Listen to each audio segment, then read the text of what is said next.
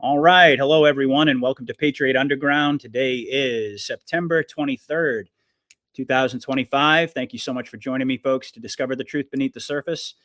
As always, I really do appreciate everybody out there taking the time to listen. And once again, I have my good friend Matt Geiger from Verity Metals joining me today. I think it was about a month ago that we spoke, and obviously a lot of things have happened. Matt and I were just kind of sharing some ideas before we hit the record button. So hopefully today will be a really interesting show. Matt is an absolute expert in precious metals, and we're going to kind of lead off with that because we've been seeing gold and silver going great guns lately, and talk a little bit about Verity Metals and just kind of give folks some perspective on that. And then we're going to kind of take a look at the big picture, the 40,000-foot view, touch excuse me, on Charlie Kirk, that whole situation, and see where we go from there. So hopefully this will be a great conversation. Matt, it's great to see you. Welcome. Good to see you, my man. Good to be back. Look Yeah. at these prices. Look at what gold and silver are doing. It's unbelievable. Mhm. And this is just the beginning. You know, even if you haven't gotten in by now, it's like you haven't missed the boat. Because think about it, we haven't realistically seen any real financial events take place, right? We're just at the Right. beginning. So I always tell people that, people call me up, Matt, is it too late? Is it too late? And I'm like, this party's just getting started. You know, we're going to see the exposures of these bankers. I mean, these guys are. I was watching an interview with Dr. Corsi, Dr. Jerome Corsi, who I recommend anybody follow his work. He's probably my favorite author / journalist of our time, and I actually got a chance to speak to him one time, which was an honor. But he's talking about how every single bank is involved in fraud and money laundering. Every single one of them. Yep. They're washing money for criminals, for politicians. I mean, look, didn't Wells Fargo allegedly get in trouble for opening up bank accounts for the cartels like a decade and a half ago or something, right? That was a big little slap on the wrist, right? Little slap on the wrist, no big deal, But it gives you a taste of what these bankers are up to, and really, these banks, J.P. Morgan, the big wigs, J.P. Morgan, HSBC, Citibank, Bank of America, the big silver riggers, they're not going to be able to continue to rig the price of silver. Silver's taken off. They can throw as many contracts as they want at this stuff. It's not going to do a damn thing. So really, you kind of have two aspects happening. Is something a lot of people don't know is that a lot of these smaller banks throughout the country, they're going under. We've seen probably over 100 in the last couple of years, literally going under. So these little banks are going under, and now the big banks who have these big silver shorts, they're going to start having financial problems. So I see the banking collapse kind of happening from the small banks to the big banks, just kind of working its way in and just crushing everybody. And I think the way it's going to look like is it's going to look like 2008, where the banks are going to turn around, look to the federal government. This time it's a Trump federal government. They're going to be looking to the federal government for a bailout, and Trump's going to say, absolutely not. Where's the money? And that's where the court cases and the investigations are going to take off. And I think people stand to lose, a good amount of their money, or at least have it tied up for years until this stuff's litigated in the public, right? So you have exposure. You see what these bankers have been doing. Everything gets exposed. I have a buddy who used to work at up until recently used to work at TD Bank, and he was telling me how he's locally here in Arizona. He was telling me how I believe it was TD Bank. He was telling me how they had like no accounting records. Their accounting records were garbage. Usually a bank's average percentage profit per year about 20%. They were making 80% profits. So these guys are just criminality beyond criminality. But yeah, as far as the precious metals, this is your way out of this madness, right? That's really what precious metals is. It's your exit. It's your bridge to get out of this madness while it happens, get into something physical and a fundamental money, right? It's gold and silver, especially what I recommend to clients is I always say, go with US coin. I know a lot of companies will say, hey, get into bars or a little bit cheaper, whatever the case may be. I think coin is the way to go because you really want to land in constitutional money. So you really want to get United States minted coin. Why? Because the United States Mint is a division of what? The Treasury Department. And what do you see happening right now? Isn't Trump? You can sort of see it now. We've been seeing it for years if you knew where to look. But now it's becoming more obvious. Trump's transitioning us from this Federal Reserve system, which is on a crash and burn course, to the Treasury system. Yep. Right? So it's really, he put the fencing up around the Treasury. He's put Jerome Powell on blast. Just a lot of events happening. And now we have silver, today? We have it at $44.36. Gold right under 3,800. You know, that means for an ounce of gold, you're probably paying about $4,000 when you factor in premium. You know, Silver Eagle, you're probably paying somewhere around $50 when you factor in premium. So I think what will happen is gold will hit 4,000. I think silver will hit 50. We'll probably have some time where it sits there for a little bit, and then it'll be the next phase, and you know, maybe it doubles again. But I don't think it's going to be the price that's prohibitive for. I think it's going to really be your ability to get it, because by that time, you know, what are we going to be seeing from our perspective 6 months from now? Things are going to be a lot more obvious. Things about the banks, right? The stuff we're talking about here, people are going to be talking about in the mainstream 3 months from now, 6 months from now. So I just tell people, like, if this is something you're considering, give me a call, you know, or go to your local coin shop and deal with a dealer locally to you. You know, just get your hands on this stuff. Yeah. Well, there you can see it. Just under 38 for gold, 3,800 for gold, and 44.40 for silver. That's pretty impressive. And It's gone up 4 cents. It's gone up 4 cents since we started the episode. Yeah, look at that. Pretty amazing, right? Amazing. So because I know that a lot of folks out there are very well versed in the whole silver shorting, and since you mentioned it, I thought maybe we could talk about that. Just kind of get you to explain to the audience, why have the big banks had taken all these short positions on silver? Why are they so obsessed with suppressing the price of silver specifically?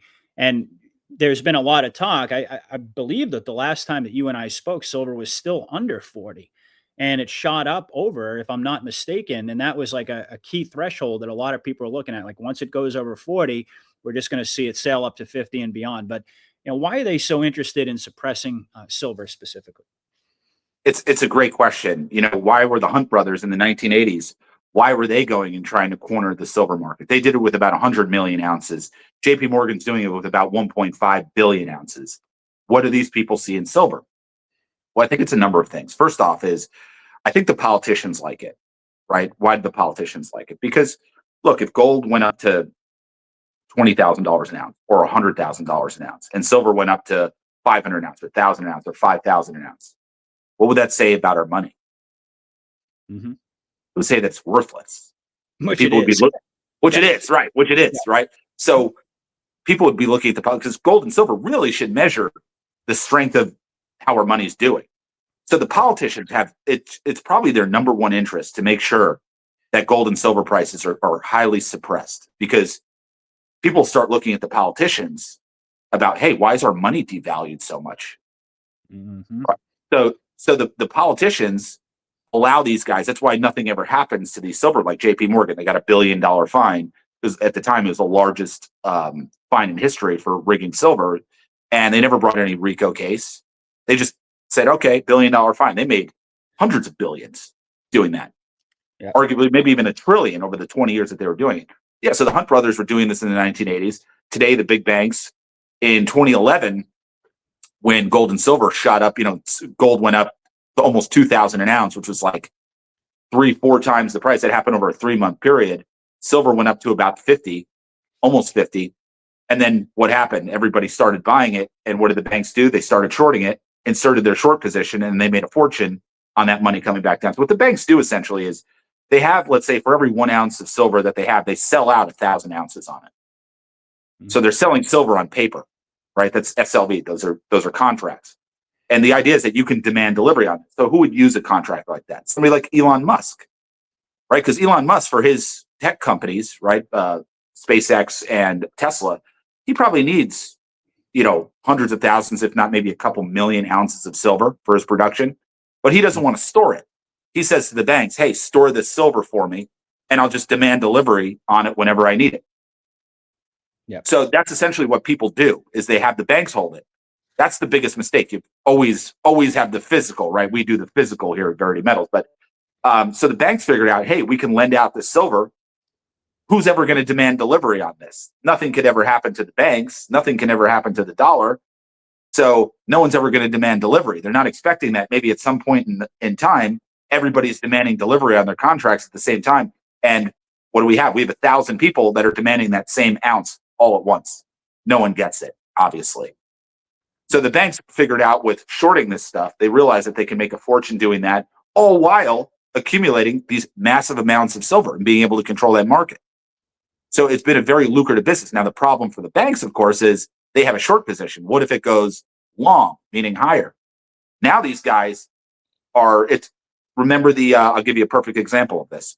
Do you remember the AMC stock and the GameStop stock a couple years ago? Yes. 2.5, right? What happened there? The big hedge funds, they had a massive short on GameStop and AMC. Why? Because these were dying companies. So they made sure to have their position where they were catching it when the price was low in their short position, and they would just make money on a stock and on companies that were pretty much worthless. I don't believe the official story, but let's use it. A bunch of Reddit users got together and they all started buying up the stock and everybody went long.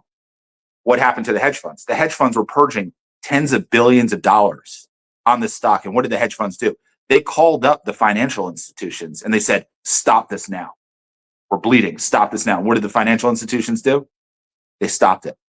Mm-hmm. Just, you and I can't do that. It's ridiculous. It's absurd. These kids or whoever did this should be making money hand over fist. It was a slick move. Yep. So what that told me at that time, and I already knew it, but it just reinforced just how rigged this system is. And you could see something like that happen with silver. They might try to call up these financial institutions and say, hey, put a stop to it. And now they have to make a very egregious, a very overt move in order to stop the increase in the price of silver. They could go slam the price of silver down to -20 tomorrow, if you can believe it. Yes, just like oil went negative in 2020. Remember, oil went to -40? They can do that. They can do that with silver if they really wanted to. But the beauty for physical holders, this is why you have to have physical. The beauty for physical holders is the physical. What are we going to do? Pay people to take our silver off our hands from some bank manipulate? No, it's ridiculous. The price of silver would be not $45 an ounce. It would probably be $150 an ounce at that point, because dealers and people holding it would say, no, we believe the price is really 150. You're rigging it to -20. You guys are full of shit. So there's this whole game being played, but it's also kind of scary with silver going up, because as it goes up, the big banks like JP Morgan, Bank of America, who just trade these contracts with each other, it literally could be the end of them because of the money they're losing with these increases in prices. So it's like, yeah, the silver is getting more valuable, but it's also leading to more instability in the biggest banks in the world. So it's kind of a double-edged sword. So it's all being set up by design to bring down the big banks. Absolutely. Yeah. Absolutely. It wouldn't surprise me if Trump was behind the whole thing.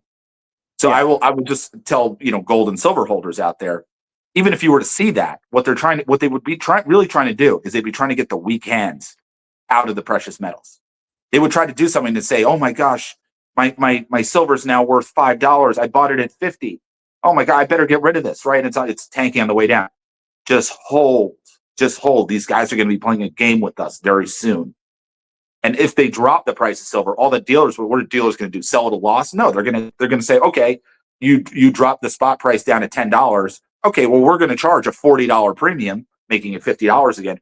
We're going to charge a $40 premium to get your hands on the physical, because we know that the people in the paper markets are full of shit and they're manipulating this. So just, I think we're going to see something like that. So just realize, if that happens, folks, and you're a holder of physical gold and silver, don't sell, just hold.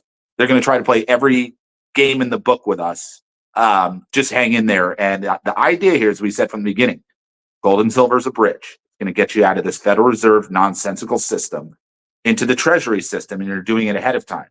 At some point, I think we could say with I don't even think 99%. I think we could say with 100% certainty that we're moving back to a metals-backed currency. Mm-hmm. We're moving back to that. So just hold. Let this stuff play out. Excellent. Yeah. So, I mean, it seems that that's what they're doing. They've been shorting all of this time, suppressing the price of silver, as you said, essentially to avoid exposing the weakness of the dollar, the inherent lack of value in our currency. So that they have an interest in doing that, but they also figured out at the same time that they could make massive money by shorting the price. But now we're starting to see the reversal take place, where it seems as if, at least from where we sit right now, that they're not really able to suppress the price as effectively. But they still could, as you said, they could play all types of games, and you anticipate that's probably what we're going to see happen. No doubt about it. So what do you think is sort of their threshold where they really start to panic? Because now we're seeing, silver at well over $40 an ounce, 44. We're seeing gold very close to 4,000 at an all-time high. What do you think is the trigger point, Matt, where the banks are going to say, oh boy, we better start really taking some drastic measures? Just, I mean, it's speculative, but I'm curious what you think the threshold is going to be. Probably, I mean, if I had to guess, probably just prior to a war breaking out. You can see, for example, with Russia and Ukraine, I think that that's going to escalate into some type of nuclear standoff. I think there's going to be some type of, I don't know, Like a world suitcase nuke. history scare event type of deal? Yes, I think that Europe wants that. In other words, really, NATO and the UN are very much behind the Ukraine's aggression toward Russia. And it's amazing because if you watch, I caught some, it's still early here, but I don't know if you caught any of the speech that Trump gave at the UN today. Yeah. Did you see the escalator stop right when he got on it? I didn't see that. No. Yeah, he and Melania were walking onto the escalator into the UN, and they got like one or two steps onto it. Let me actually pull it up because this is funny, and it I got to just see this. for me, it's just more evidence that we're watching a scripted movie here. As you well know, that is my perspective on that. So let me pull this up here. Let me pause the video so we can see the whole thing, and I'll. Yeah, I just caught some of the speech. Yeah, I've seen some of the speech as well. I've seen clips of it. But this I thought was very funny, and I posted it with a little smiley face and some popcorn there. Good Really? morning, Mr. President. Good morning. Mr. President, what is your message in light of the Palestinian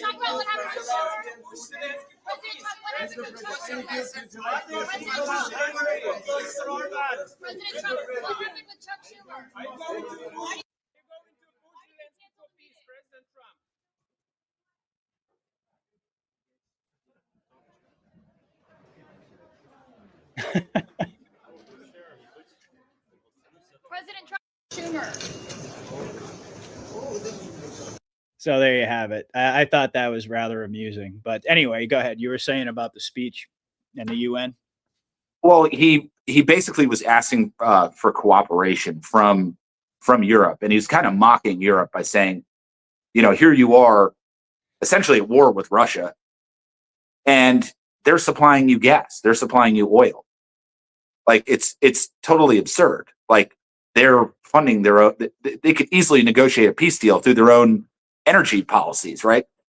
Like they could have diplomacy through just simple negotiations. Like, hey, we could settle. In other words, Europe could settle this whole Ukrainian war with Russia themselves. The fact that they're asking the United States and specifically Trump to do it for them is completely absurd. And I think what Europe's going to do is they're going to continue to escalate. And eventually, the way I kind of see this, and this is kind of an interesting take that I saw from somebody, but I think at the end of this, China's going to control Asia. Russia's going to control Europe, both East and West. And the United States is going to control Canada and Mexico. We're going to still, they'll still have their sovereign countries, but I do think it's going to turn into sort of three massive hemispheric entities that we're going to have to cooperate. It's going to be much easier to have three major entities cooperate in the rebuilding of not just the country, but the world. Yep. It's going to be much easier to have these three major entities working together through trade and whatnot, rather than all these different countries trying to get along, because you're not going to be able to I was thinking about it, like, how are we going to clean out leadership in all these different European countries? Like, how are you going to get rid of the UN? How are you going to get rid of, NATO and these basically the extension of the Nazis? How are you going to do it? I think you have to have the big guns come in, not take over insofar as a military takeover, maybe to an extent it's military, but I think that they're going to have to, these countries are going to have to find a way to cooperate, and it's going to have to happen at a higher level. And it's not globalism. It's rebuilding in the sense of you're going to need, like I said, you're going to need these entities to somehow get together so that you have, less people dealing with each other, and then work out a good deal for all the little countries, and then eventually split those larger entities apart again. Yeah. Well, it's the multipolar world that Vladimir Putin has made reference to many times.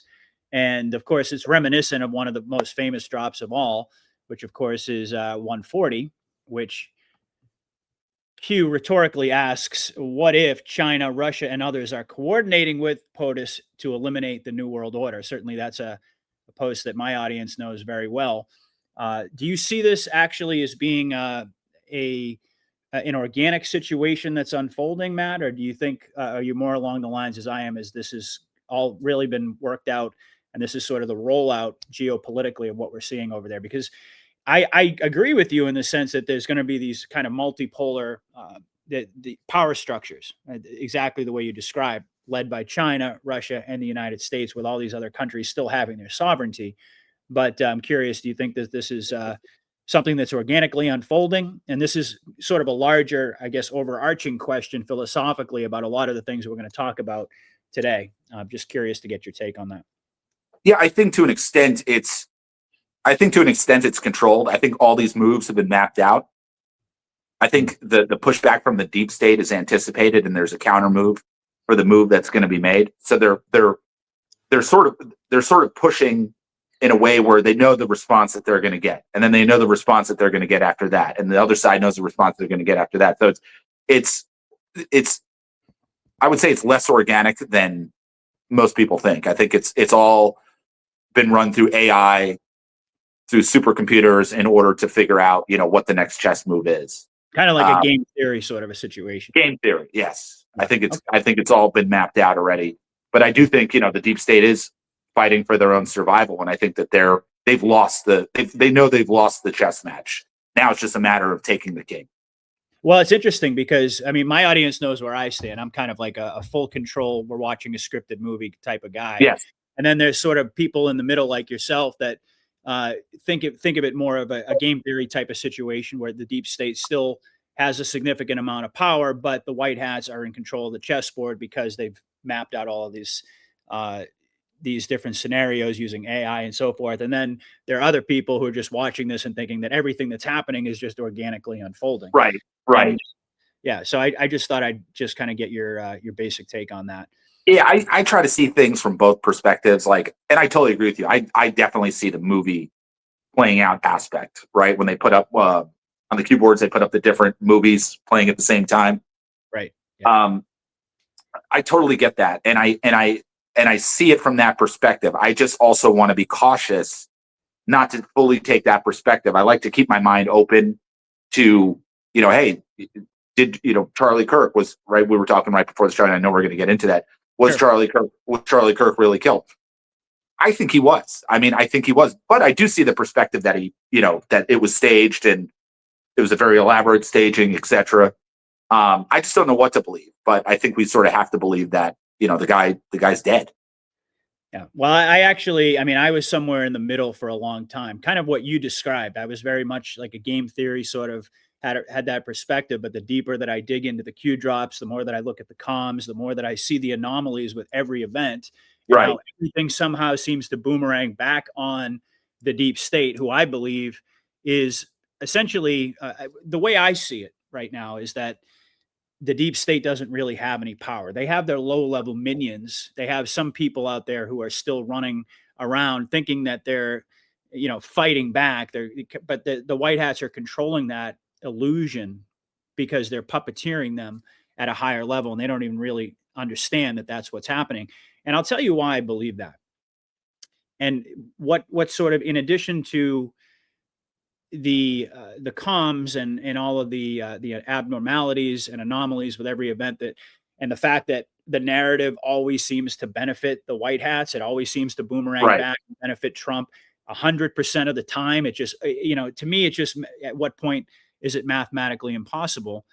But then when you think about it, because we talked a little bit, or you mentioned the idea of a World War III scare event, something that I anticipate as well as a part of the climax of what I see as the movie. When you look at everything that's coming out right now, I mean, whether we'll talk about Charlie Kirk in a moment. Let's just take, for example, the information that's now being released about vaccines and Tylenol, right? Putting big pharma square in the crosshairs as far as public consciousness is concerned, right?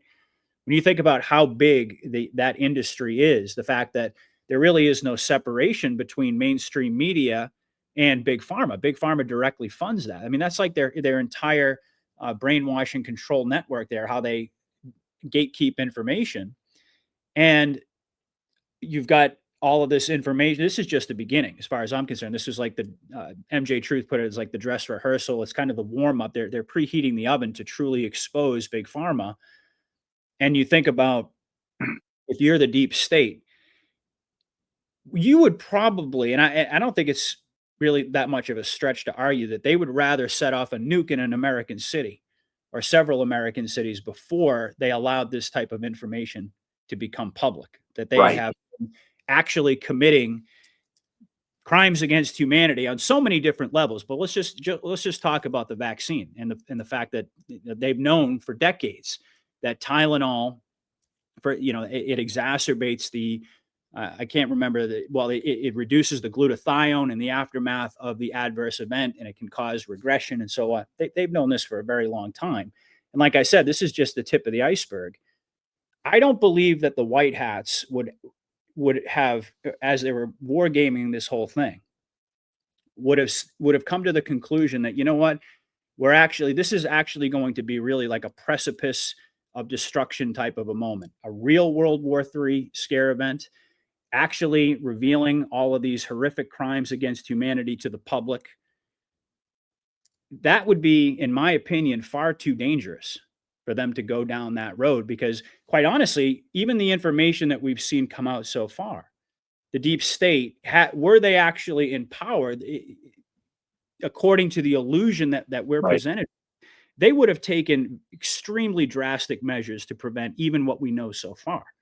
And there's no stopping what's coming. We can all see it. And it was all predicted in the Q drop. So my perspective on that, and I used to be kind of where you are, but what moved the needle on me was just applying logic to that situation, that it would be far too dangerous to actually get to a precipice moment, whether it be pertaining to disclosure with regard to big pharma, with regard to human trafficking, whether it be an actual World War III precipice event.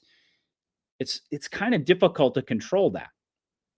If the deep state was actually still in a position of power, I think that would be far too dangerous. And that's one of the reasons that I've shifted more and more in that direction. But having said that, I also, even though I'm a full control type of guy, scripted movie, I also acknowledge that doesn't mean that the white hats can prevent any and all manifestations of evil. They can't be everywhere all at once. They can't prevent lone rangers or lone wolves from carrying out attacks, things along those lines. So there still is a threat involved. It's like, don't get me wrong, I still believe that there's a threat involved, but I just don't see it as I believe that what the white hats are doing is that they're simulating that they've taken all of the main characters and the power players of the deep state off of the chessboard. They've left some of the lower level ones. We talked about that a little bit last time.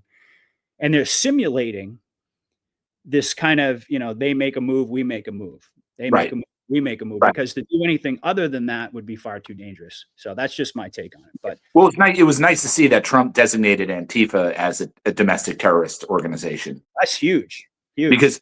Because those guys still exist. They're hiding in some garbage can in Portland, Oregon right now. Oh yeah, waiting, those are the lower level minions, right? Mm-hmm. Right, the lower level minions. And I think what Trump's been doing is he's been, with the LA riots that just happened, I mean, that could have been a lot worse.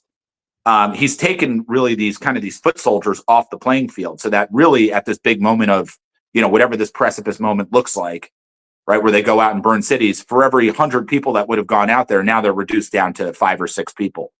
So they don't have the capability that they had, during the George Floyd riots, where all of a sudden, you get thousands of people going, robbing, looting, burning down buildings.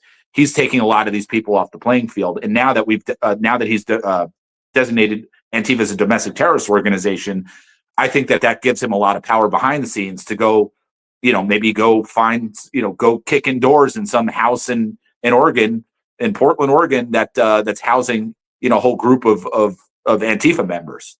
And you probably won't hear about it on the news either. Yeah. Yeah, absolutely.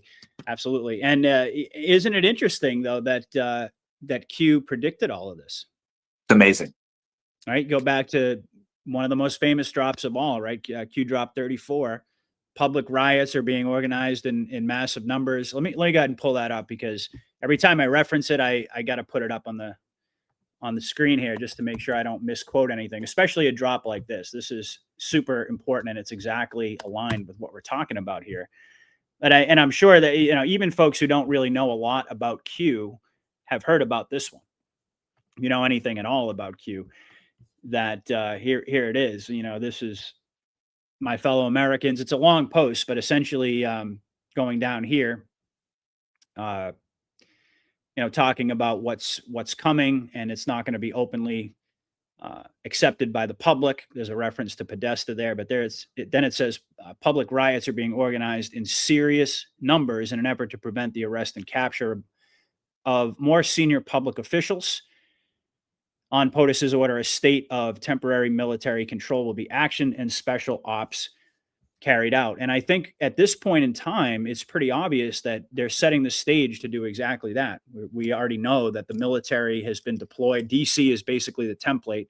There was kind of a little bit of a head fake with Chicago, but now the POTUS, Trump is indicating they're going to go into Memphis. They're going to start deploying all of the military into these blue cities. And right alongside that, like you mentioned, we just yesterday had Trump sign the executive order declaring Antifa as a terrorist organization, which has massive implications just in terms of RICO. I mean, he's been talking about RICO charges for a long time. I mean, who's funding all of this? Antifa is a worldwide operation, but even if you want to look at it just in the context of the U.S., I mean, who's funding it? And RICO charges, as you know, have the ability to very rapidly, sweep people up in this network of crime. Not only that, where are they all operating out of? They're all operating out of the blue cities, which is exactly where they're sending the military. And there's been all types of talk about the Insurrection Act. So you can see all of the pieces coming together here. And again, to me, that's just more and more evidence that this is all a part of a pre-planned operation. And when you see everything falling into place, almost exactly as Q told us it would, it kind of begs the question once again, for me, and this is what really moved me more into the category I'm in now. And by the way, I still respect the fact that, people have difference of opinion, which is why we're talking about it, right? This is not an echo chamber.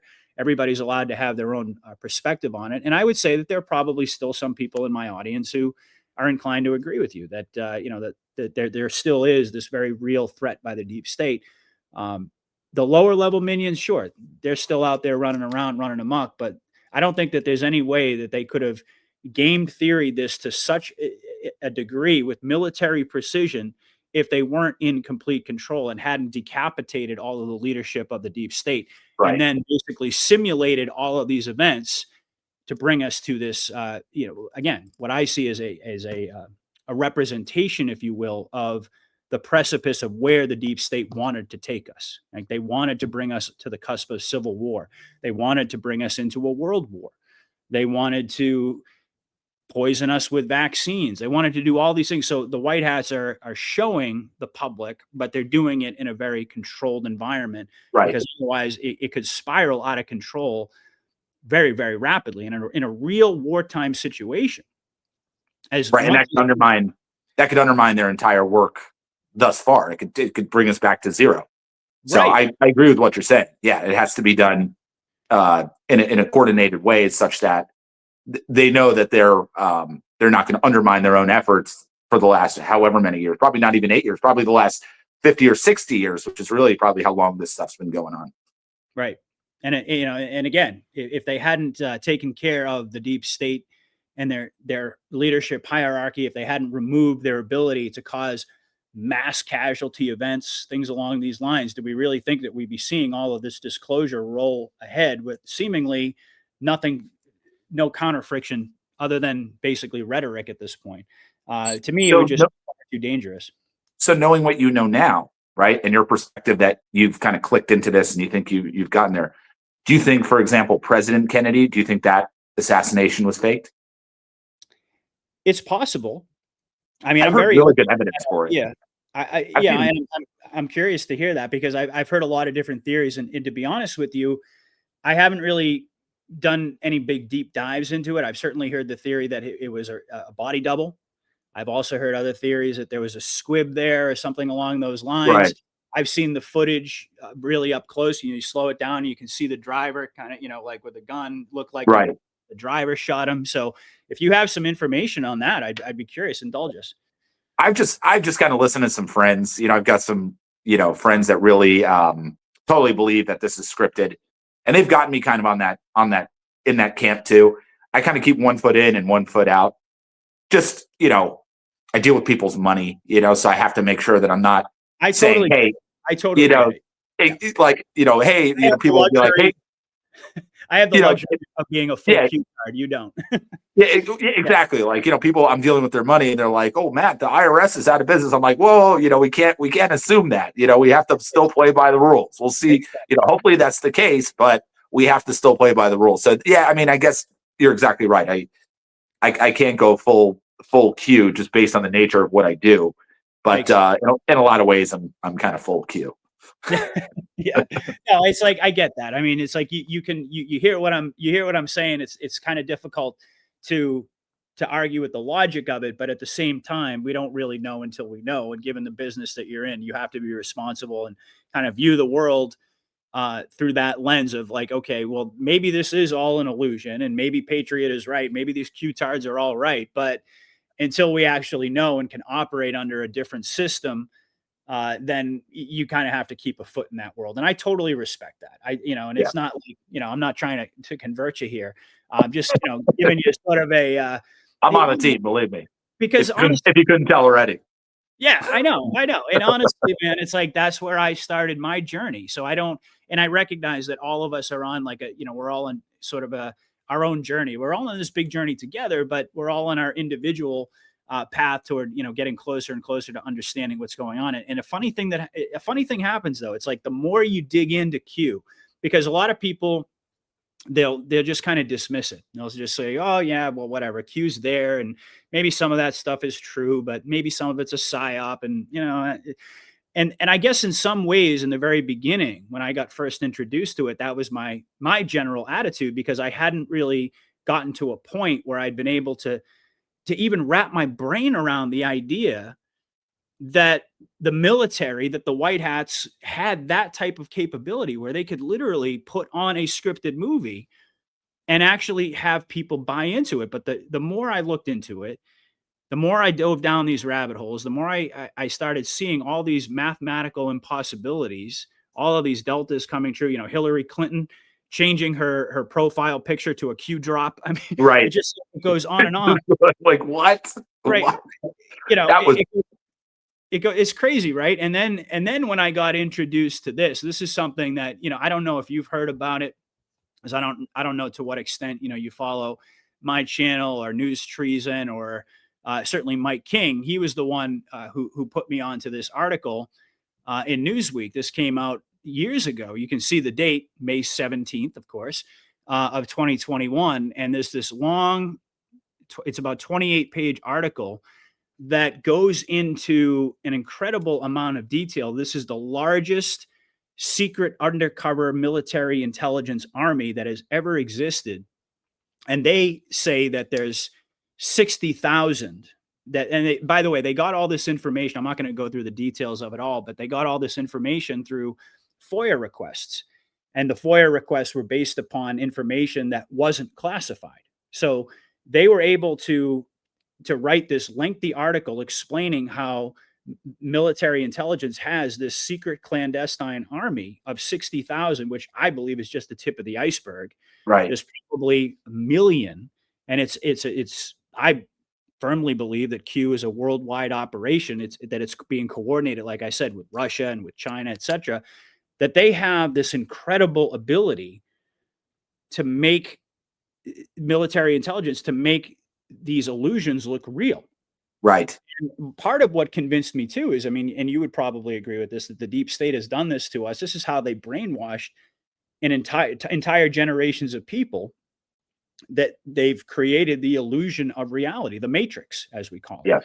And that the white hats are actually reversing all of that for the betterment of humanity. So if you have some free time, I'm telling you, if you look into that article and you start send it to me, send me that link. I would love to. I'm going to read all 28 pages. That sounds. It was an eye opener for me. It goes into the masks. It goes into how they create fake identities, how they can stage events, on and on and on. It blew my mind.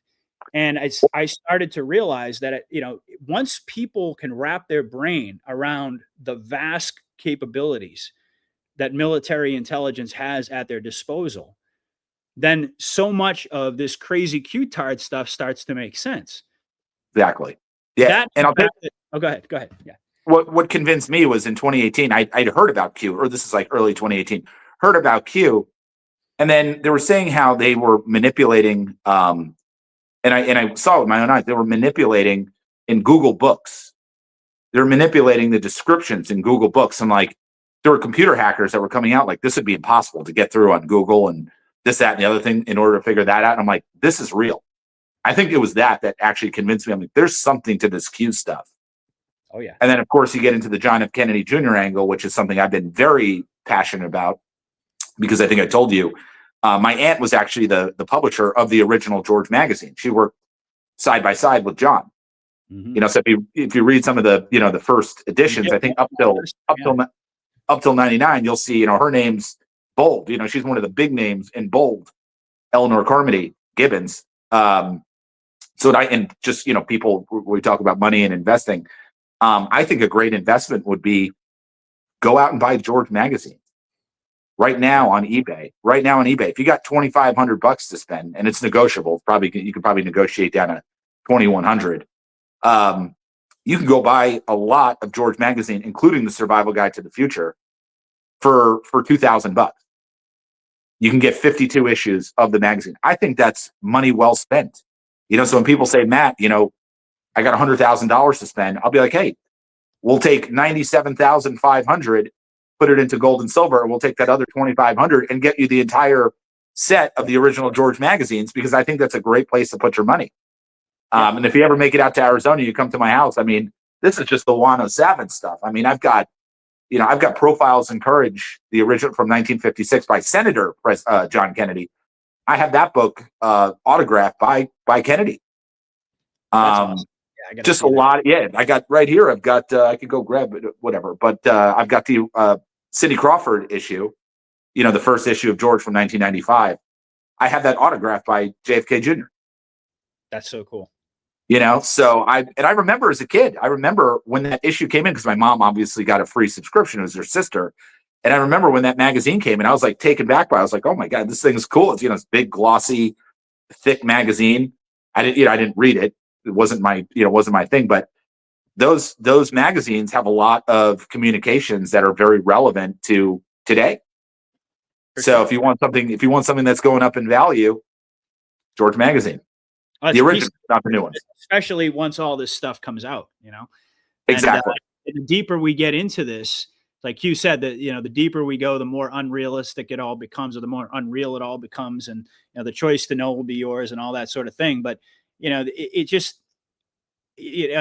I became convinced, because, by the way, I used to listen to Wano Savin pretty much religiously. Right? I would listen to just about every interview that he put out, and I still, by the way, have a lot of respect for Juan and what he does. But eventually I started to realize that Juan, his job is to sell the optics that the White House wants everybody to believe, not to tell everybody what's really going on behind the scenes. And that's not a bad thing. It just means that that's his role. And there are a lot of people inside of the community, and Juan probably does it better than anybody. He's obviously an extremely knowledgeable guy. He's clearly got some high level contacts and information, but he sells the idea that, the deep state is still a threat, and it's still a very dangerous situation. And that's fine, because that's, there are different audiences within our community. But I mean, the more you apply logic, I guess, is the point. And you start to ask yourself, well, gee, I don't know if they could really stage something like a Charlie Kirk assassination, or I don't know if they could really this, or I don't know if they could really stage an assassination attempt on President Trump and Butler and all that sort of thing. And that, by the way, was like kind of a key turning point for me. And we can talk about that too. But then, it occurred to me, if they can convince a vast majority of the country that we have a president, that they can fake a presidency for 4 years, they convinced most of the normies out there that Joe Biden was the actual president of the United States, and that was the real Joe Biden. I mean, it's like the sky is the limit, I get is my point in terms of what they can actually pull off. And when you read an article like that, because that's usually the main breakdown for people is like, I just don't see how they'd be able to coordinate something like that. They wouldn't Right. have the manpower. They wouldn't have the ability to pull that off and make it look real. Of course, there are a whole bunch of anomalies that anons pick up on, and we recognize that it's in fact not real.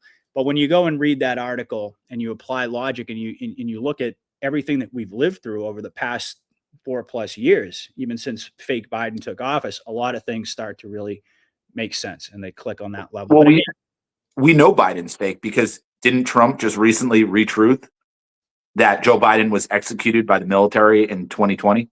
yeah, he did. And he did it on my birthday too. I was like, thank you, Donald Trump. That was just an amazing birthday gift for me right there. I That's could the not believe it. I went to a concert the night before. And, I woke up the next day, I was a little bit hungover and I went and I drove to get coffee and I'm like in the drive-through line and I just pick up my phone and I see that. And I was like, my jaw flung open. And I was just like, oh my drop. God, I never imagined. Yeah, that's the other big question. Are they going to reveal that there's been this military operation in the background the whole time? To me, that was absolutely massive as an indication that maybe, just maybe they might. Yeah, I think they're going to have to. And my birthday gift, my birthday is January 6th. So Oh, was my birthday gift was January 6th. Yeah, no kidding. Wow. So Yeah. good for you. Yeah, that was that was just a huge eye opener for me. I was like, this, I mean, the president, the sitting president of the United States. I mean, you can write it off as he was just trolling. I don't believe that. I think No. Trump trolls, but he trolls his enemies. He doesn't troll his base.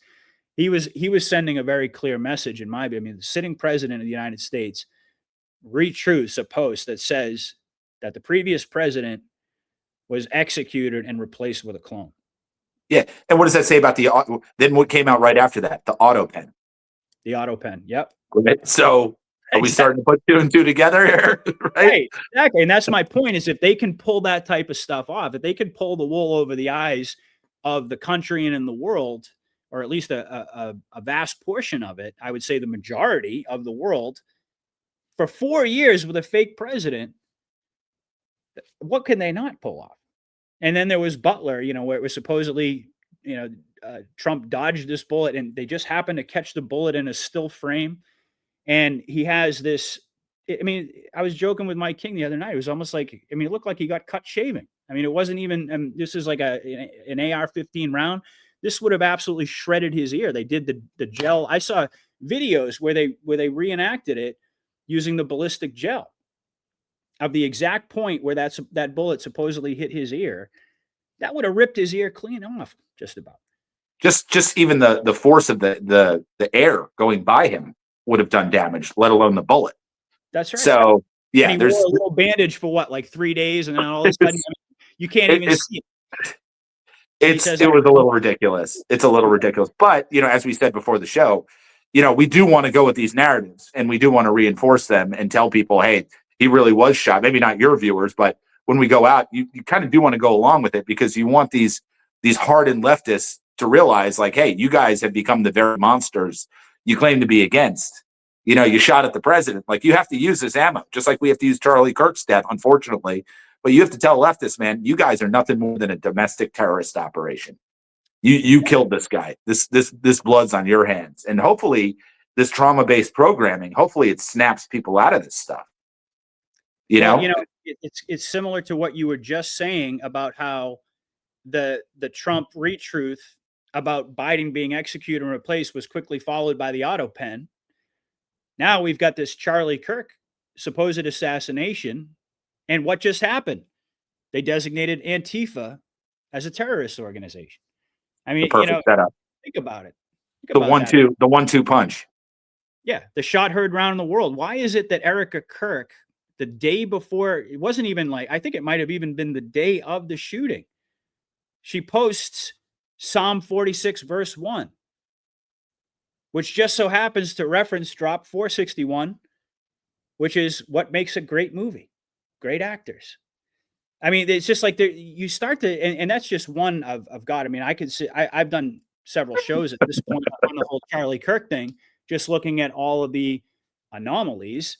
And it's like, at a certain point, you just have to say to yourself, this, look, and what you're saying is true. And it's kind of aligned with what the point I was making about Juan, right? And people like Juan to sell the optics, because again, if we're watching a scripted movie, and indeed we are, in my opinion, they want the movie to be believed by people.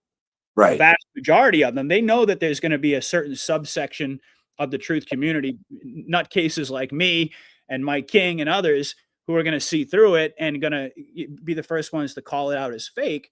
But they don't want the vast majority of the people out there, even the MAGA normies, as I call them, like the people who actually think that this is real. Right. They want to create those optics and sell those optics to the public.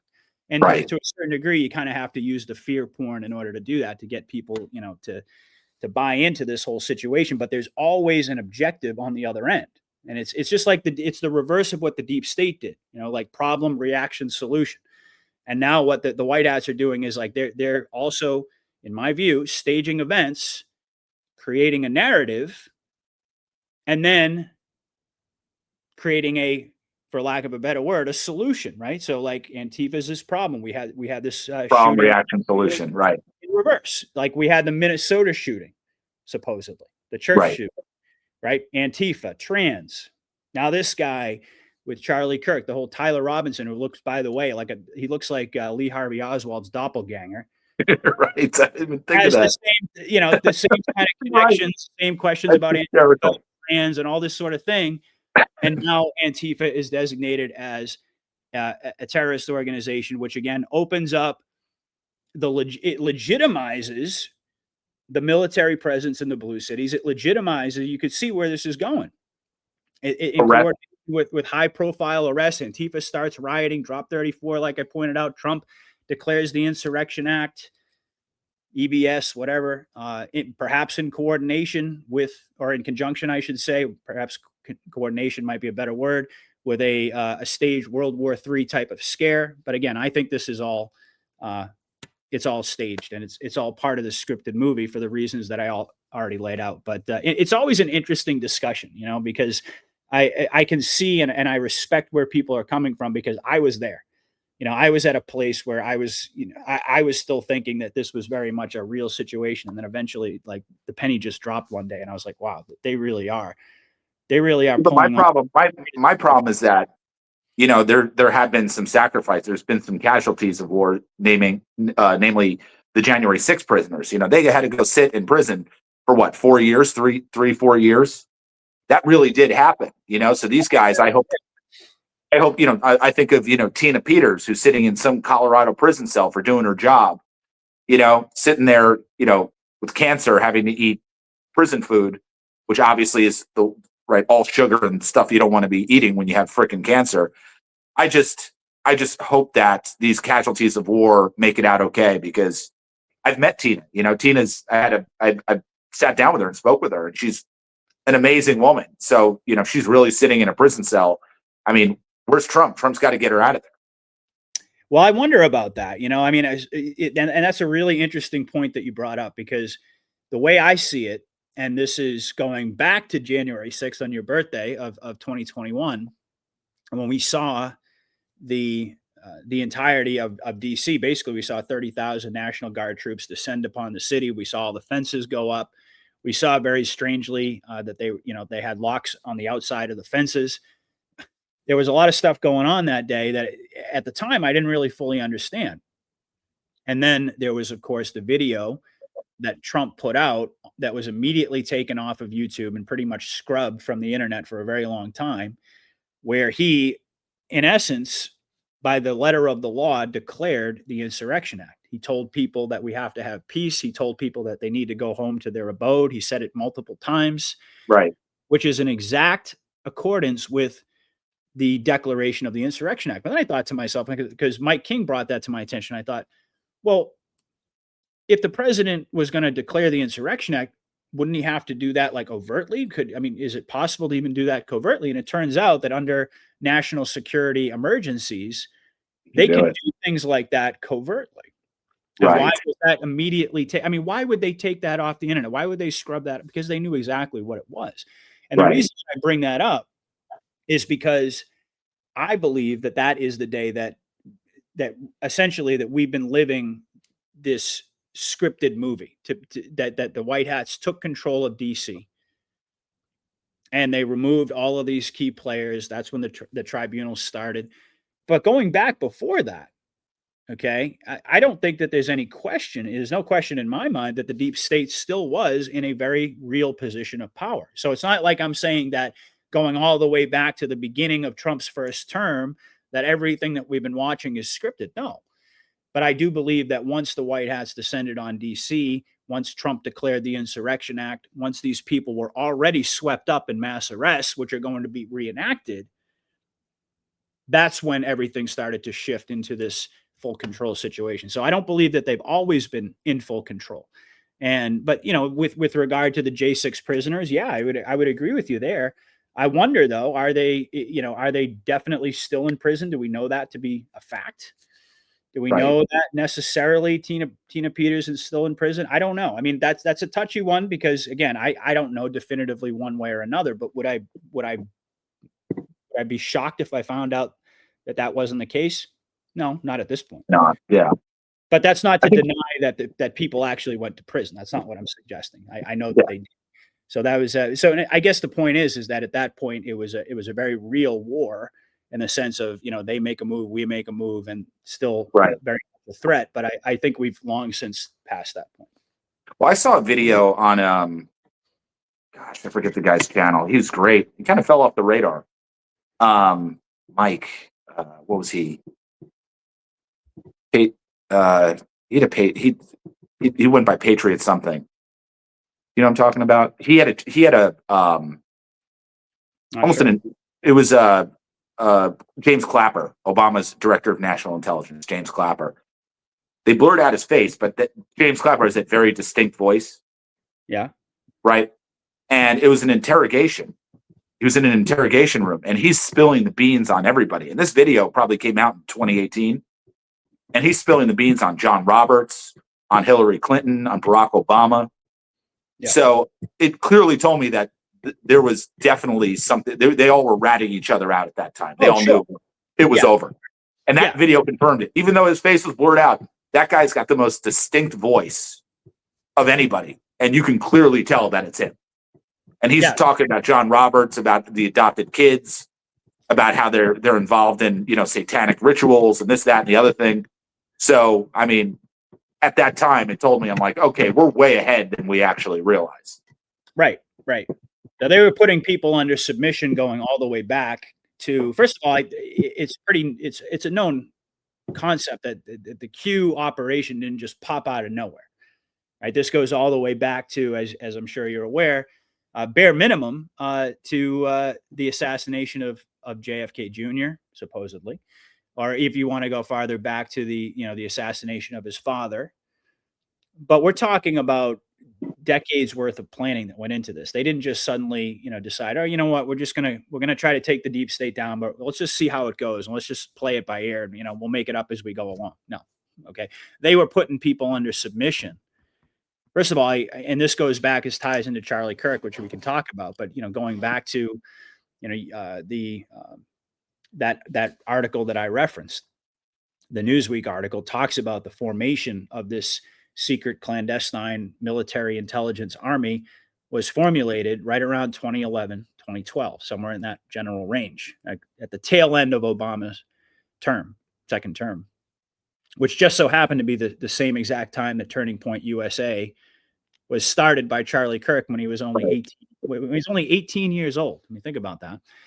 And it also was right around the time that Trump started becoming political.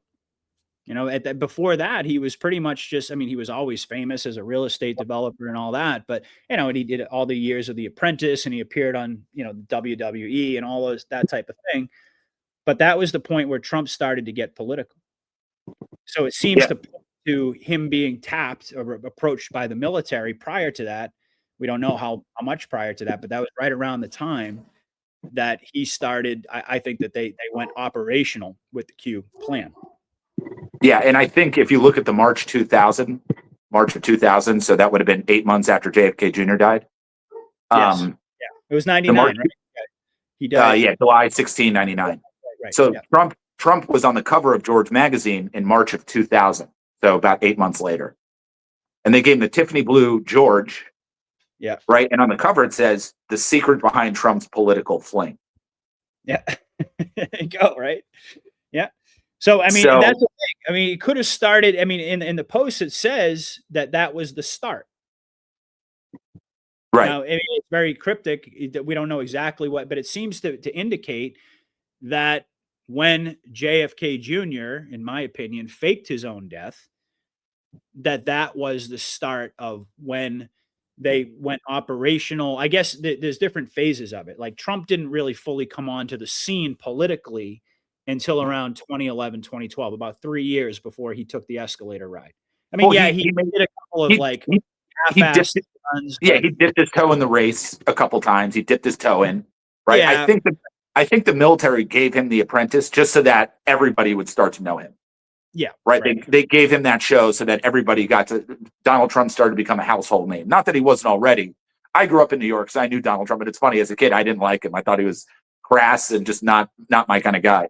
Although my Yeah. grandmother did used to take me when I was a little kid. She used to take me to the bottom of Trump Tower, down the escalator, and we get strawberry ice cream in the food court in the bottom. I don't know if it's still the food court, but I think they gave him the Apprentice in the early 2000s to get his name out there. I think they tried to use Mitt Romney in order to maybe get data on maybe the election fraud, see how the votes were being done. Right? It was information gathering. He was an operative. Yeah, reconnaissance, really, type of deal. A lot of people don't know this, but Trump actually, in the 80s, he started his own intelligence agency and his own private security firm. A lot of people don't know that. I knew about the security firm. Tell me about the intelligence agency, because are you referring to like how he was working with the feds to bring down the mob and stuff like that, or no? Nixon created the Houston Group back in the 60s and 70s because he didn't trust his own CIA, and they actually tipped him off to Watergate. But he just didn't. He actually didn't believe them, even his own people. But he didn't. He was so distrusting. Obviously, after Kennedy, he was so distrusting of the CIA that he created his own intelligence agency called the Houston Group. And what we know about Nixon as it relates to Trump is Nixon was Trump's mentor. So probably during those years, they were talking to Trump about this moment in time where we are today, and filling in the blanks or connecting the dots here. Nixon probably said, "Hey, if you're going to do this later in the 2000s, and when we have to do this," and I think 2020 was the year, right? Platform 2020, Survival Guide to the Future, predicts everything happening in 2020. So I think the year of 2020, they knew it was the year. It's the financial transition. They were going to hit the world with some type of disease, right? Some bioweapon, right? Turned out to be COVID. But I think what Nixon did was he said, "Trump, set up your own intelligence agency because it's going to be the only people you could trust. If you can't depend on the CIA, you can't depend on the FBI. You really have to create your own intelligence agency of it over the coming decades, so that by the time you reach this point, you have information that you can go on and that can be trusted. It's not information that's coming from James Comey, right? Or one of those, right? Or people like that." So Trump came in there, right? And obviously, I'm sure he had access to military intelligence, right? Q level clearance, etc. And that's, of course, where I think John Jr. fits in. Where John Jr. his whole life, he was protected by the Q level clearance military, right? The highest levels. They were the ones that were able to stop. They tried to kill John Jr. in the 90s a couple of times. They tried to kidnap him. There's all kinds of stuff. That's why he had to fake his death, was because he knew that they couldn't protect him forever. So I think John Jr. and Trump had the best of both worlds, where they were able to sort of co-utilize intelligence. And that's where it's gotten us today. And of course, military intelligence and the NSA, et cetera, et cetera. Yeah. Everybody knows the story. I love that. It's a fascinating question. Like, how far does this operation really go back? Right. know? And it's really, I view it as like certain phases. Like when I said that, this is 2011, 2012 was right around the time that Trump started getting political. Yes, he had dipped his toe in. He had run for president as an independent, whatever. Nobody ever really took that seriously. I think it was maybe just kind of maybe sort of a foreshadowing of the future, maybe a way to sort of get him acclimated to the political environment. But it wasn't until 2011, 2012, he started putting out posts about like, Where's Barack Obama's birth certificate? Right. Where's, and saying things about pedophilia, they need quick trials, quick execution. I mean, he started going really hard right at that point. And prior to that, he was very much sort of, middle of the road. He was known as being sort of a New York City liberal leaning, maybe center left, but he wasn't the Trump that we know today. Right. So I find that to be very interesting in terms of the timing, because again, it aligns with the 60,000 man secret army. And when that was put together, it aligns with when Turning Point USA, as it turns out, a very prophetic name for this organization that Charlie Kirk started when he was only 18 years old. And it raises some questions as to, do we really think that this guy was able to put this whole thing together without a brilliant man? Don't get me wrong. I'm not taking anything away from Charlie, because he was unbelievably brilliant. We all wish we could be that articulate and as gifted as he was. But do we really believe that without any kind of backing financially, without any infrastructure or intelligence behind him, that he would have been able to get that off the ground at such a young age? And that right around the same time, 2011, 2012, Trump gets overtly political. And then a few years later, we see him come down the escalator. And this post here, again, this is what I was talking about, going back to what you were just discussing a moment ago, their friendship, the plane crash in 1999, which, are you in agreement with me that wasn't real? Oh, of course. Okay. Absolutely. You can see Carolyn Bessette at the Youngstown, Ohio Trump rally in 2017. It's clearly her. Right. And then, of course, it says, Hillary Clinton obviously steps in at that point. It's a well-known story that she threatened him and basically said, you're going to back out of this race or we're going to kill you, because he was going up against her for Senate in New York. And there's no possible way that Hillary Clinton, nobody would have been able to defeat John F. Kennedy Jr. The guy had the pedigree, the looks, the rock star. He was just, there was no way. They had to get this guy out of the picture. It makes perfect sense that he would fake his own death. She steps in, takes the Senate seat in 2000, and Q tells us that was a start. Enjoy the show.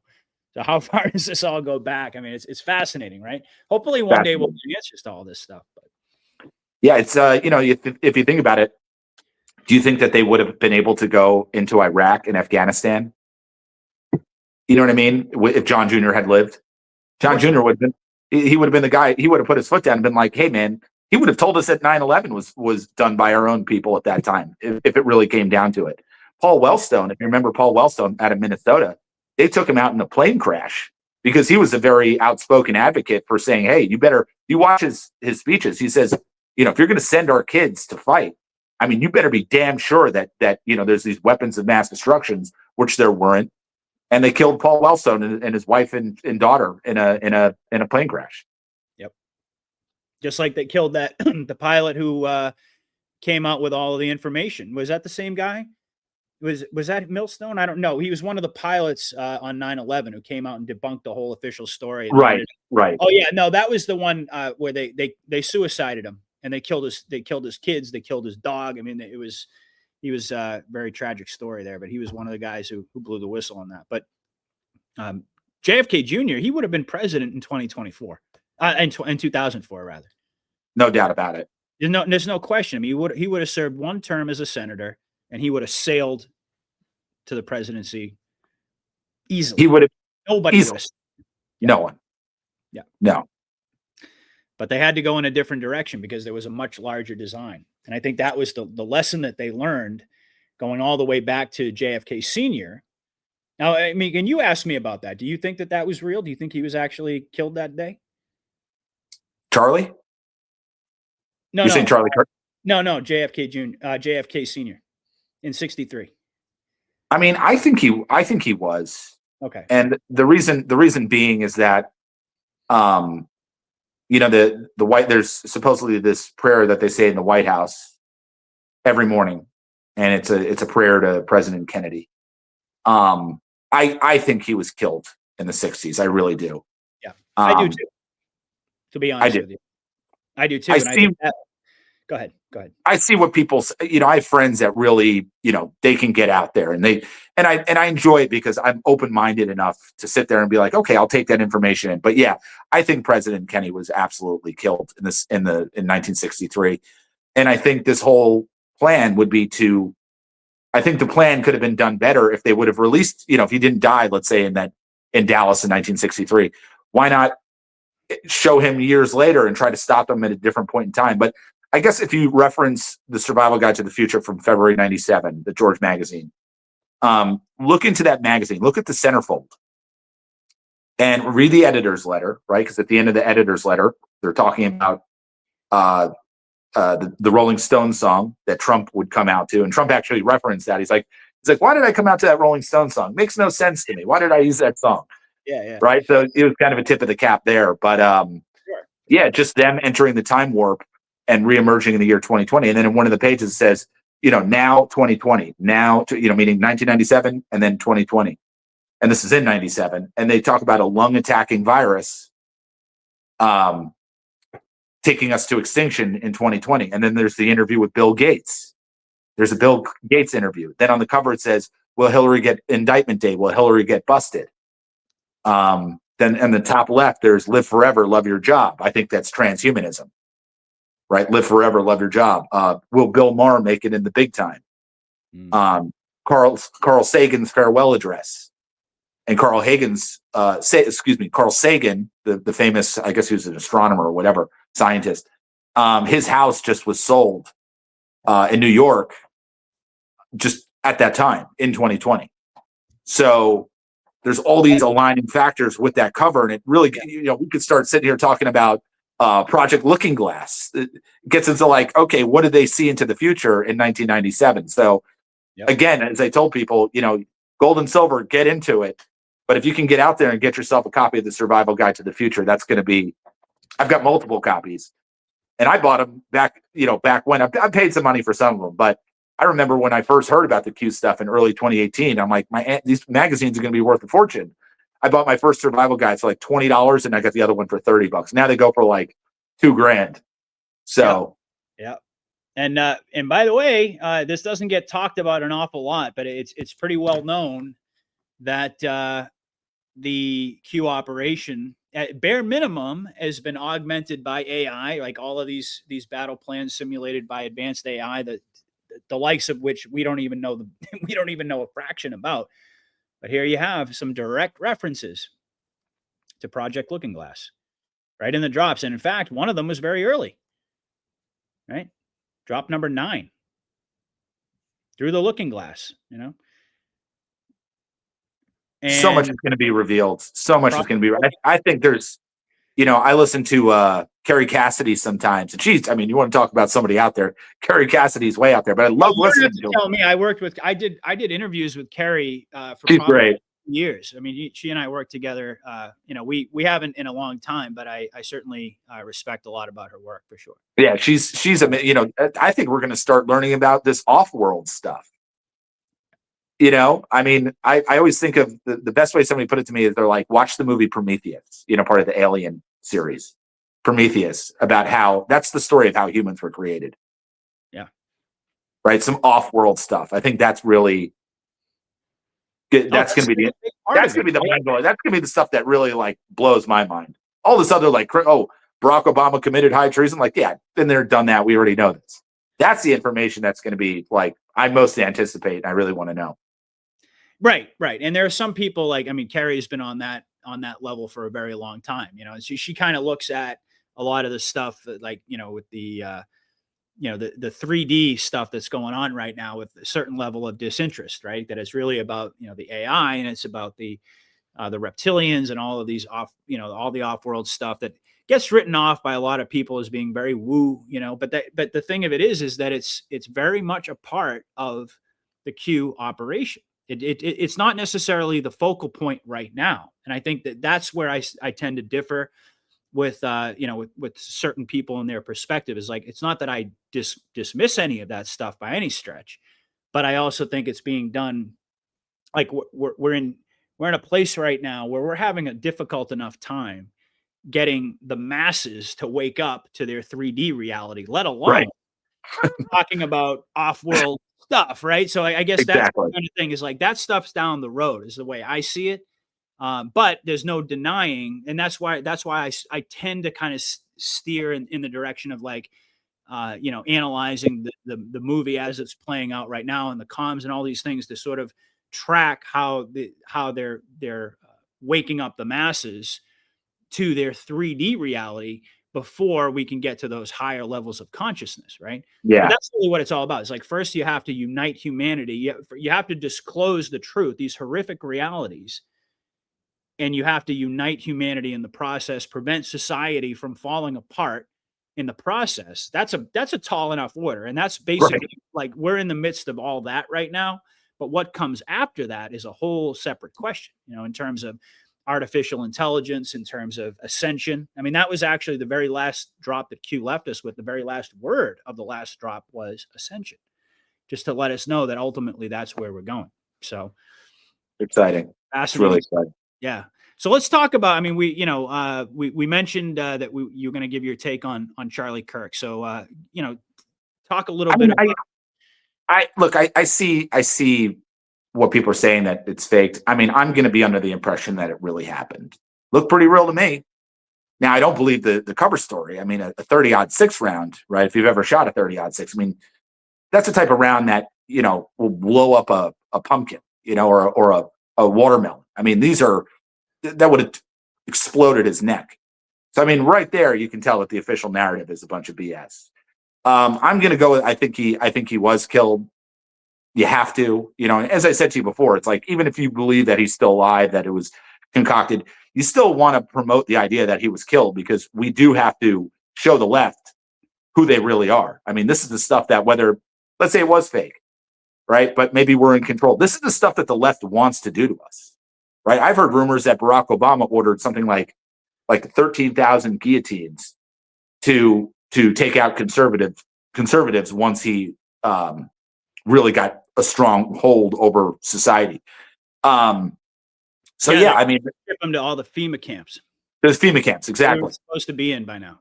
Like these people want us dead. The only good news is that they're a very small portion of the population that make themselves out to be much bigger than they actually are. And they're relying on our ignorance and really our stupidity for not looking into this stuff and being, astute to what the games that they're actually playing. But yeah, I think we have to, no matter what, push the fact that Charlie absolutely is dead. And I do think, I mean, from the looks of it, he looks pretty dead to me. I've met Charlie, as I told you, I've met Charlie probably over a dozen times. He's, I'm out here in Arizona, and I would see him at a lot of events. And I've had my photo taken with him. I'm actually trying to locate that photo. But super nice guy, super, and I'd watch him in the room, and you'd see little kids, and he'd go up there and spend some time with them, and almost be like big brother. So I am upset about it. I do think he's gone, and I know you kind of have a different opinion, but.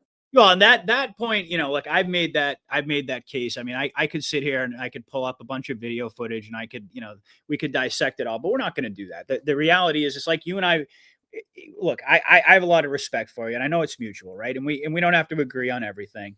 But the bigger thing is that like, it's not really about convincing you convincing me that it was real or me convincing you otherwise, because like we already talked about, it's the optics surrounding the event, right? There are going to be people out there, like I think a vast majority of my audience is in agreement with me that this was not real, that this was staged, and that Charlie was I hope so, man. probably some sort of an operative all along, going back to 2011 as a part of this operation, a part of this plan.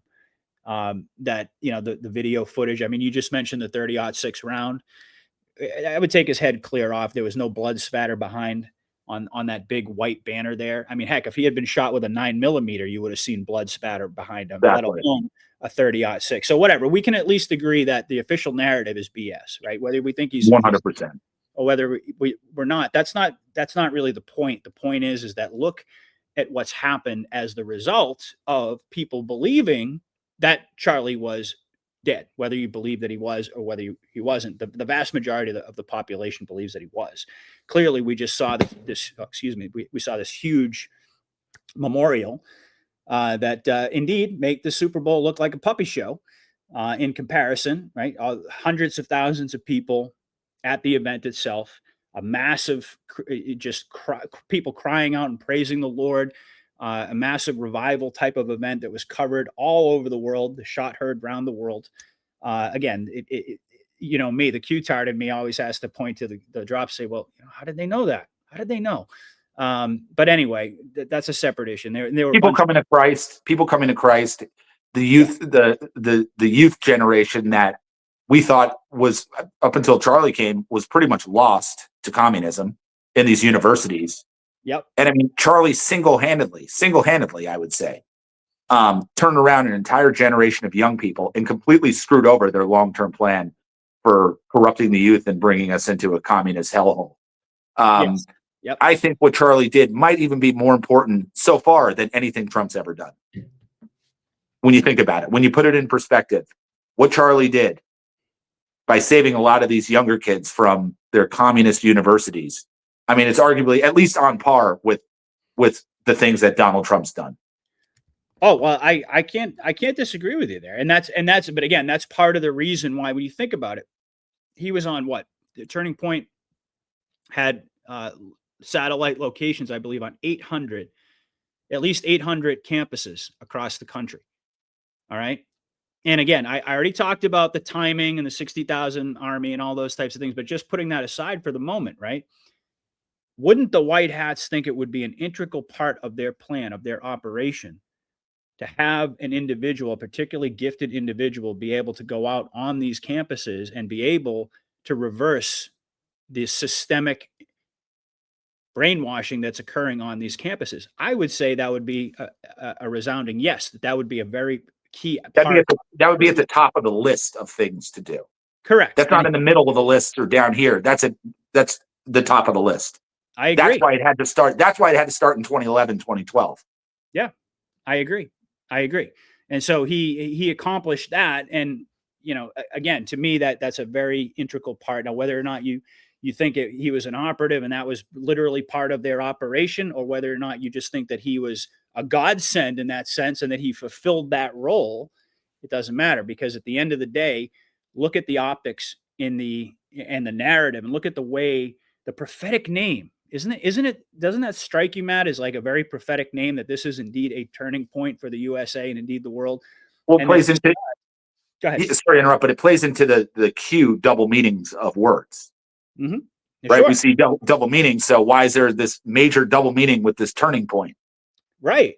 It kind of begs the question, right? It's like how many coincidences before it's mathematically impossible. But again, putting that aside, people can debate all day long. It's not what I'm here to do. I'm here to, maybe tweak you a little bit, get you to look at some of these things. But what matters the most is let's just think about it. Like hours after not even hours, I would say probably within like minutes after the footage emerged of the shot, and people, were in shock, and they were just, praying for him and all that. It's like, you could already feel that everything after that was going to be different. Like that this was in fact a turning point before anyone even put that together. It was like this tangible sense that this changes everything. Right. And I just referenced the memorial, but even before that, what has been the dominant narrative conversation on social media ever since his assassination? It's been the fact that he was turning on Israel, like going back to 10/7.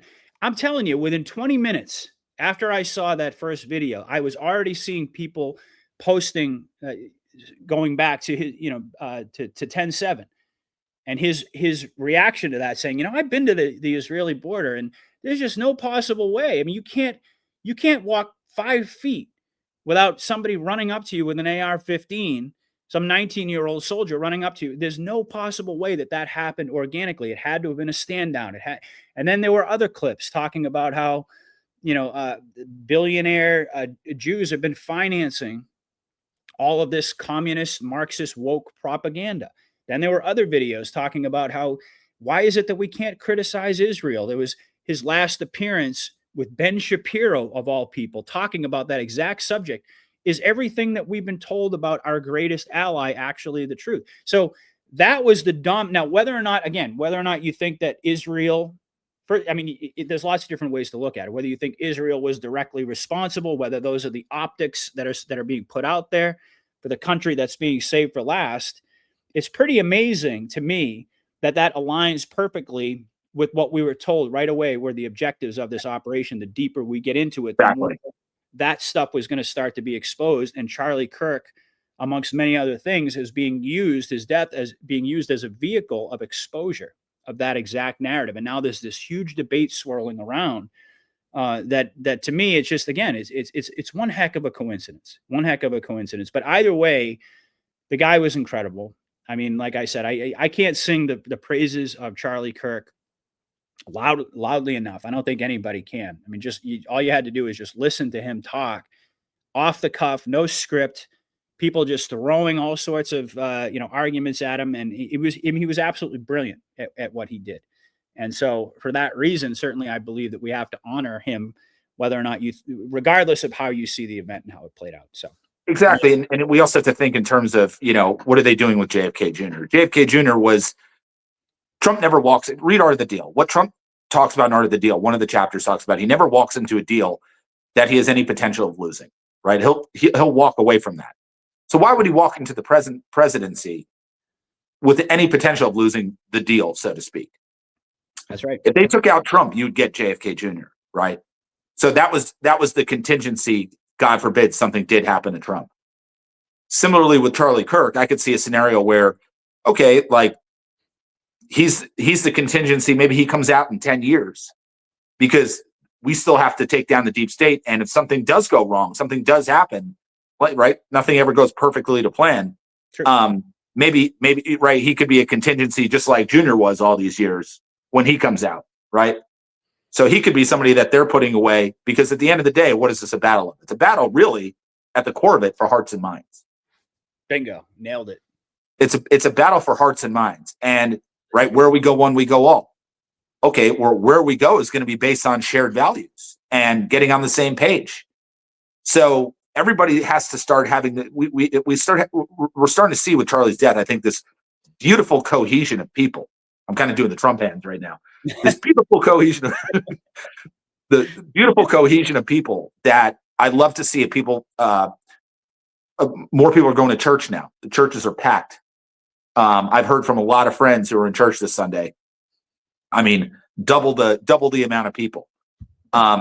People who maybe were in the middle, people who maybe didn't like Trump because he's an asshole, whatever, but liked his policies and what he's doing, right? So they're kind of lukewarm to Trump. Those people are 100% on our side. So we're getting that cohesion of people that's so important to the movement. So I totally agree. It's a beautiful thing to see. Yeah, absolutely. And I love what you just said, because that to me has been my belief and my main message this entire time, going back to what we were talking about earlier. At a certain point, I mean, it's fifth generation warfare. It's mostly informational and psychological. There's an element of the kinetic stuff that we don't see. Like Q told us, like we only see about 20% of what's going on beneath the surface. Like there's 80% of the stuff we don't see, which includes kinetic fighting. Okay. So there is an element of that. In my opinion, most of that kinetic fighting has already been done. Like those battles have already been fought and won. And ultimately what we're fighting for, as you put it, are the hearts and minds of the people. That this is all about the consciousness of humanity, that the objective is to get people not to agree on everything, but to understand that we all have a common enemy and what this enemy has done to us and what this enemy has done to our children, and on and on and on, and building a sense of cohesion and unity around that, built upon a foundation of truth, so that we can rebuild our society into the future and ascend to those next levels as we get into that other stuff and the larger truths about who we really are as human beings, our innate powers and abilities, the true nature of our universe, et cetera, et cetera, et cetera. But the first thing has to be, and this is why, again, my focal point is kind of steers more, put that other stuff, like I recognize its importance, but put it on the back burner for now. And let's focus on what my good friend Ricardo Bossi calls the high ground in every war are the hearts and minds of the people. And that's really what this is all about. So Charlie's death massively moved the needle on that. Just bringing people together and really bringing people back to God and starting this spiritual revival that you just talked about. But that's really the essence of this war at this point in time. People say, well, what is the if you think the deep state's already been defeated, then how can you still say that we're at war? It's a very good question, right? Right. Because we're at war with the indoctrination, with the brainwashing of all the normies.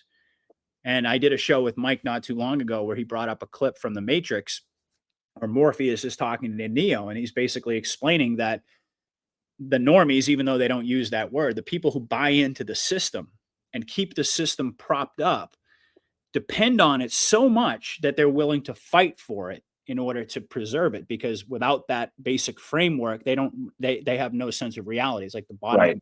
drops out. And that's what we're fighting against. Like, in essence, and Mike took it a step further to say that, it's the normies who are actually our enemy in that sense, in this fifth generation war. Like, the people who are awake are at war with the people who aren't. But obviously we don't want, and the white hats never wanted, the whole point of this whole operation was that so we didn't actually physically fight each other. Exactly. We didn't actually take up arms against each other to resolve that war, but rather to use this, this basically this fifth generation tactic of the art of war, the art of deception, in order to gradually get people to wake up and Right. unify around those core principles. Save us from ourselves type of deal. Exactly. Yeah. Right. Exactly. There was only one or two ways it could have gone. It was either going to be a kinetic civil war, or it was going to be what we're living through now. And I love how you brought up, Trump, the art of the deal. He never walked into a deal that he didn't think that he was going to get. It's very similar to the book that he based the art of the deal on, which is The Art of War, which says, you don't go to a war unless you've already won. Yeah. Same basic principle. So victors show up to the battlefield already having won. exactly. I think is the exact quote from it. Yeah. Yeah. Right. Love it. Love it. All right, man. Well, this has been a great conversation. I loved it. I hope you enjoyed it as well. So let's kind of go back to where we started and just remind folks, because we talked about a lot of stuff tonight, but I want everybody to just be aware of Matt's website and Verity Metals. So it's, again, Matt Geiger. His website is veritymetals.com/patriot for my audience. So I have a landing page. Matter of fact, let me go ahead and bring that up and just have you kind of put an end cap and talk to folks a little bit about the self-custody option, some of the stuff that you do in a very unique way. And again, I would encourage anybody out there, like Matt said, it's not too late to get in. I mean, it's like, what inning do you think we're in, Matt, of a 9-inning, if we're going to use that analogy, like precious metals, what inning are we in? Third, second or third inning. Second or third inning. All right. So take it away, man. Let me bring this up here and So just talk a little bit about it. Yeah. So first and foremost, I used to work at one of the big gold companies, and two of them actually. And, they are going to charge you large commissions. I never worked with the ones that charge the really crazy commissions, but they charge you massive commissions. They're not putting you in the right stuff. They're going to put you in some foreign coin or whatever. And there's no gold or silver on site. These are all these major companies you see. They're all just call centers out of Los Angeles. Okay. You'll never be able to go and meet your rep, right? There's no in-person visits. It's very impersonal. I like to think I came out here to Arizona about 5 years ago, and I actually have a brick and mortar gold and silver shop. I'm on 75th and Bell, specifically Campobello Drive, which is behind a it's a business center, behind a big shopping center. You can come in. We have gold and silver on site. You can actually come and meet me in person. People do. I've had people from shows literally come down and meet me in person. They think of me as like a celebrity. I'm like, I'm just a gold dealer. Like, I'm nobody. But it's awesome, and we have such a great community of people that I take it very personal. I really want to take care of people, give people great deals, put them in the right stuff like U.S. minted coin.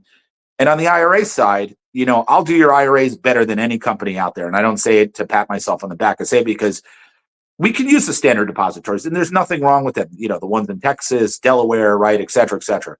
But I do have an option where we can build infrastructure for you that allows you to essentially take self-custody of your IRA gold and silver, right? you're really not supposed to hold it yourself. There is a risk to doing that. And this is where like people are like, oh, well, the IRS is gone. I'm just like, we can't say that. Yeah, But you're really not supposed to. But I'm a gold dealer, so I can send you the gold and silver. You can do whatever you want with it. What most people do is they'll set up the self-custody model, and then they'll find a depository, whether it be their local credit union, bank, whatever depository, right? We've got one out here in Phoenix. They're all throughout the country. It just depends on where you live. And I'll help you find, hey, there's a place locally. Like I just had a couple clients from Spokane, Washington. We found a couple of facilities up there where they could store it locally. That's totally compliant. You can store it there. But essentially what I allow you to do is I allow you to, with your IRA gold, instead of me shipping it directly to a depository, I'll ship it to your doorstep. You can open up your IRA gold and silver, inspect it, and then really, you can go get it to a local depository of your choosing. And that way you have local access to it. I know for a lot of people, they're very intent on having that. It's not going to, it really depends on where you live in the country, like Florida, for example. I haven't found a single depository in Florida or Tennessee, but that's okay. We find hybrid solutions. And this is really what I do for people is I really help them tailor the process. It's much more involved what I do behind the scenes for people rather than just, do a transfer of funds, get the fund, right, purchase the gold and silver, and then just ship it out, right? We really have a much more in-depth process, which I think people really like. And I'm 5-star read. I literally have 5 stars across the board. So I do a phenomenal job for people. If anybody wanted to reach out to clients just to, verify the work that I do, I'm sure I've got dozens, if not hundreds of clients that you can talk to. But I want to do a good job. We have a very special community of people. When you go to these other big gold companies, they're going to rip you off. It's disgusting. There's no regulation to stop these people from doing it. They're going to pull the wool over your eyes. I will always be honest with your people, with everybody, and it's a personal relationship because hey, your audience, I'm one of them. I'm somebody just like them sitting on the other side of this, trying to figure out what the hell is happening. But I do think we're going to have a meltdown in the banking system, and it's got to happen, right, to wake people up. We have to go through it. So rather than go through that, avoid it. Bridge your money with the physical precious metals, and I think you'll be, at the very least, sleeping much better at night. Love it. Absolutely love it. And I think it's great. By the way, there's already been a few people after our first show that were very interested in talking to you. I know that at least one of those deals has gone through, and Yep. they were very, very happy and satisfied. They thought you were great to work with. They got a fantastic deal. And that's really what it's all about at the end of the day is, people. Exactly. There are a lot of folks out there. I mean, there's 2 main things you got to understand. Like Matt said, maybe the second or third inning out of a 9-inning game in terms of where we're going to see precious metals go. And earlier in the show, we talked a little bit more specifically about silver shorts and so on and so forth. But ultimately, we're seeing prices that gold's at an all-time high. Silver is going to shoot up to 50, we think, by all indications, in the very near future. And what's going to stop it going beyond that? We talked about some possibilities of some of the games they might play, but it's inevitable that constitutional money is coming back in a big way. In fact, I believe it's already back. This is all part of, I consider this to be part of the rollout of the scripted movie. Like this has already been Agreed. done, but it's a gradual process where they have to, like Matt said, they have to expose the banking industry. They have to expose all of the fraud that goes on behind the scenes in order to get the public to fully understand. Like I've quoted Kash Patel many times. He said that not only are we building a case in front of the American people, but more importantly, we're educating the American people on so many different fronts. And in terms of our money, I mean, this is absolutely huge, right? This is the fiat debt prison that the White Hats have already dissolved. But they have to show you how the whole thing works. They have to expose the fraud in real time. It can never happen again. What happened to us can never happen again, both in the financial system, the healthcare system, and pharmaceutical industries, right? None of this stuff can happen again. And the only way we're going to know is walking through the fire. Precisely. And, at least when you walk through the fire with this stuff, you're not sitting there wondering where your life savings is going. It's in your possession. It's physical. It's tangible. And, whether you buy silver at 50 or at 30 or at 75, who cares? At the end of the day, it's about protecting your money. So I would definitely say try to get it more at the 45, 50 level before it hits 75. But, right. Yeah. we'll get you a lot more of it. But at the same time, like I said earlier, it's not going to be the price of gold and silver that's prohibitive. at a certain point. It's going to be your ability to get it. Yeah. That's going to be the name of the game. Yeah, absolutely. And so I love your business model. And to be honest with you, one of the main reasons that I wanted to partner up with you, I mean, I met Matt, just so folks know, I met Matt through my good friends, Joe and Scott over at TruthStream. And we started talking and we just kind of hit it off. And I was like, I like this guy. I didn't even know that much about his business yet, but he just strikes me as an honest dude.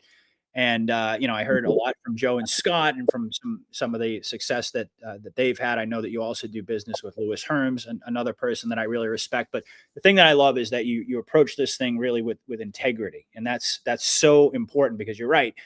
So much of this industry is unregulated, and it allows for a lot of unscrupulous behavior, to put it mildly. And Matt is really kind of like the antidote to that. And not only that, the fact that you that you offer the self custody solutions for people, because I've been promoting gold and silver for quite some time now, not really fully understanding the industry in the same way that I do now.